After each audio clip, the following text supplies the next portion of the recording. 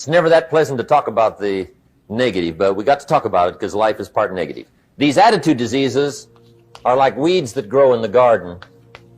It's a normal part of life. Here's a good phrase to note. Negative is normal. It's not successful, but it's normal. It's part of life. And here's the next key, in my opinion. You must learn to handle the negative. Don't ignore it. Handle it. Now, I know some people teach the other way. And listen to them. And listen to me. And then make up your own mind. Right? Don't be a follower. Be a student. But I say you got to handle the negative. You don't have to live in it. You don't have to dwell on it. But you do have to handle it, my opinion. I know some people teach, just turn your head real quick and say, there's no weeds, there's no weeds, there's no weeds. They'll take your garden.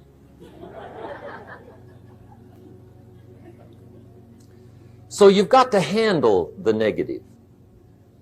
Here's what part of it is. It's called the great war between good and evil. And there is a war on. The minute you were born, you got involved in the war between good and evil, between darkness and light, between negative and positive, between evil and good, between tyranny and democracy, between weeds and human activity. I mean, the war is on. If democracy sleeps, guess who never sleeps? Tyranny. In the absence of light, guess what's automatic? Darkness. If good does not arouse itself and become active, guess what moves in? Evil. It's a war. A mental war, a physical war, a financial war, between enterprise and ease, between accomplishment and failure. It's a war.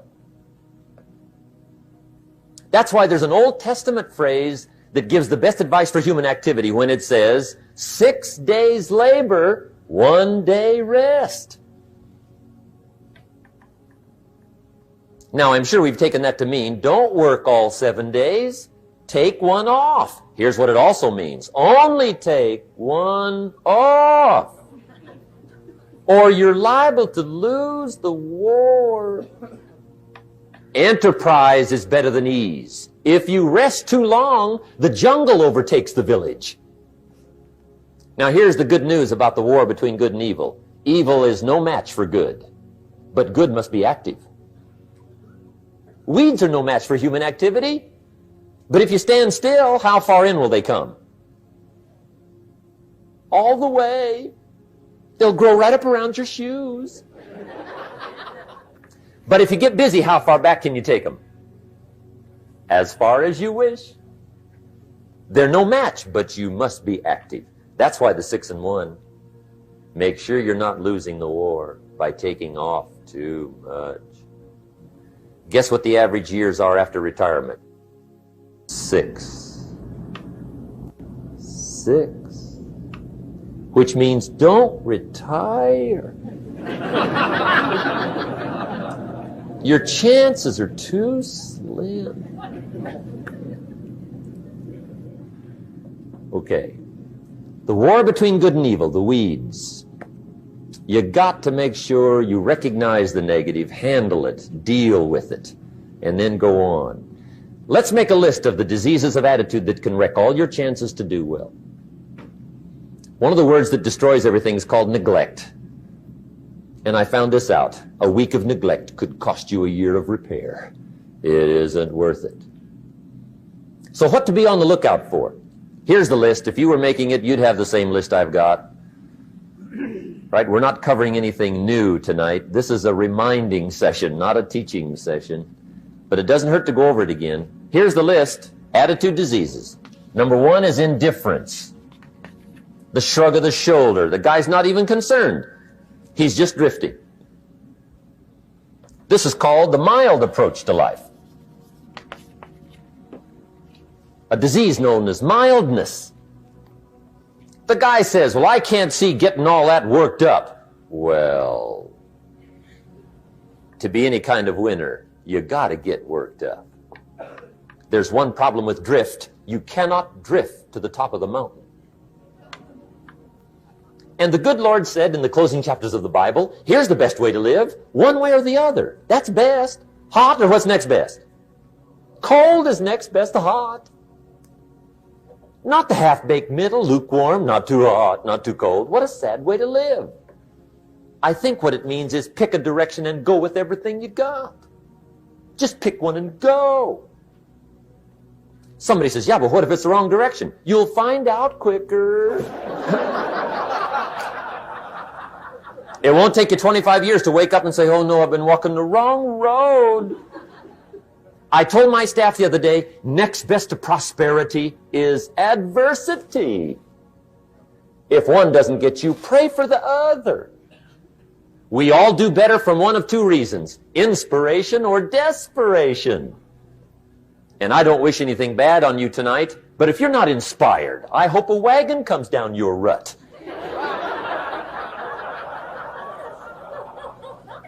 Whatever it takes to get you to try harder, read more, set your goals, and go for it. Somebody asked me one time, what quality would I pick if I wanted to work with somebody? And you know what I picked first? Number one, strong feeling. Please, number one, give me somebody that feels strong. About most anything, I don't even care. Just so they believe it. Even if they disagree with me. Wonderful. Just so they disagree vigorously. I'm not saying it's easy to win those kind of people to your point of view, but I'd rather do that than to try to resurrect people from the dead. Pump them up every month. Pump them up, pump them up. I pass. Here's the key to the good life. Learn to put everything you've got into everything you do. Whatever you are doing, pour it on.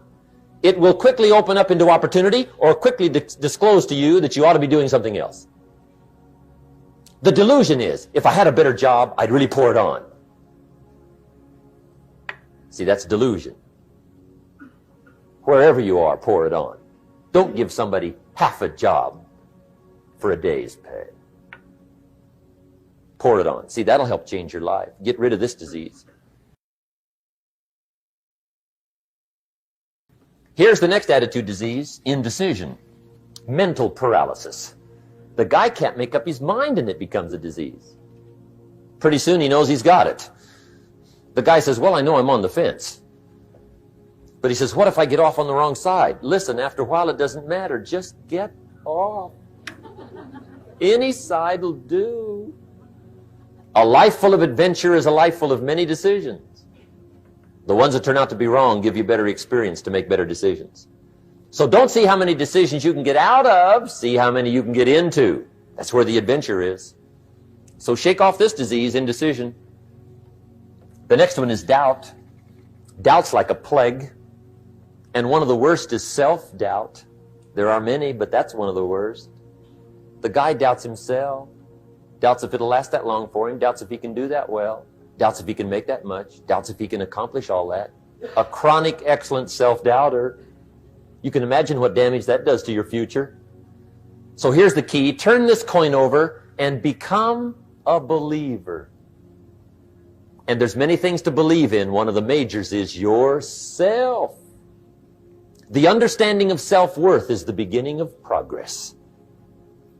Now, if those three don't get you, this one will. Worry. That's a devastating disease. Worry. Worry causes health problems, social problems, personal problems, family problems. It's devastating. Worry long enough, it'll drop you to your knees. Could reduce you to begging. I know how bad this one is. I used to have it bad. I used to be known as a super worrier. Not a super warrior. No, super worrier. My family wished I'd have been a warrior. I got those years to make up for. But I'll tell you what. My advice to you is do what I finally did on worry. Give it up. Who needs it? I'm not saying it's easy. I'm saying it's worth it. It took me almost 1 year to kick the worry habit, and it was not an easy year. It was one of the toughest years I ever spent, but I finally got that monkey off my back. And I discovered you could live the most incredible life free of worry. Not free of challenge, not free of difficulty, free of worry. I learned how to do it, and you can. Here's the next attitude disease. Over-caution. Some people never will have much. They're too cautious. Now, you can also be too reckless, but you can also be too cautious. This is called the timid approach to life. And my caution was always the risk. Risk used to drive me right up the wall. I used to say, what if this happens? It's called the language of the poor. What if this happens? And on top of that, if this was to happen, look at the fix I'd be in. I better not try. I could always ace myself out. Then I'll tell you what changed my whole life when I finally discovered it's all risky. The minute you were born, it got risky. If you think trying is risky, wait till they hand you the bill for not trying. If you think investing is risky, wait till you get the tab for not investing. See, it's all risky. Getting married is risky. Having children is risky. Going into business is risky. Investing your money is risky. It's all risky. I'll tell you how risky life is. You're not going to get out alive. That's risky. The Englishman says, well, if that's the way it's going to work out, let's give it a go. Right. That's what it's for. Give it a go. Somebody says, yeah, but I'm looking for safety and security. Fine, then huddle in a corner. We'll cover you with a sheet, bring you 3 meals a day. And we'll protect you, feed you, look after you, care for you. We won't let anything happen to you. And you'll probably live to be 100. The guy said, well, yeah, I'd live to be 100. But what a way to live. Right. What a way to live, safe and secure. Don't ask for security. Ask for adventure.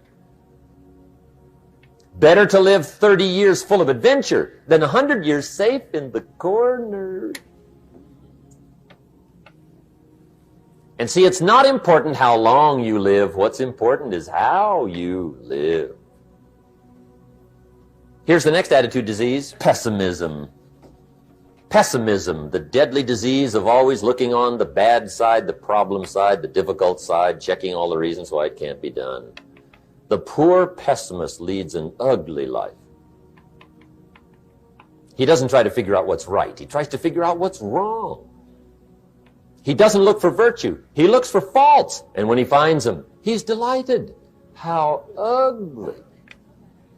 This is the poor guy looks through the window, doesn't see the sunset. He sees the specks on the window. To the pessimist, the glass is always half empty. To the optimist, the glass is half full. Why would the same measure affect people 2 different ways? Answer, it all depends on how you look at it. Our lives are mostly affected by the way we think things are. Not the way they are. The way we think they are affects us most. There's a subject we don't have time to get into tonight called better thinking habits. One of the major things Shove taught me when I met him, he said, poor thinking habits keeps most people poor. Not poor working habits. Most people work hard, but they don't think hard. And Shove taught me that the mind is like a factory, a mental factory. And whatever you think about all day long pours ingredients into this mental factory. And that's what builds the economic, social, financial fabric of your life. He quoted me a Bible phrase that says, as you think, so you become. How awesome. When he talked about poor thinking habits, he had me. I used to start the day reading the morning newspaper. I mean, you can believe that or not. I'd get a cup of coffee and read the paper. I'd load up on wars and riots and murders and stabbings and killings and bank robberies and muggings and car wrecks and tragedies. I'd even read the back pages. I seem to like that stuff for some weird reason. I'd load up on all that, and then I'd start the day. You can imagine the kind of days I used to have. The guy says, I want to be a great leader. Wonderful. The first thing we do is follow him to his house. When we get there, we walk in and check his library, number one. Somebody says, well, why check his library? The reason is because what a man reads pours massive ingredients into his mental factory, and the fabric of his life is built from those ingredients. You would not believe what some people have got in their house to read. You would not believe. One of the best dressed up words I know for a lot of it is trash. Can you imagine dumping a barrel of trash into this mental factory every day and coming out with a rich, dynamic, positive life? It can't be done. You might as well try making a cake with cement.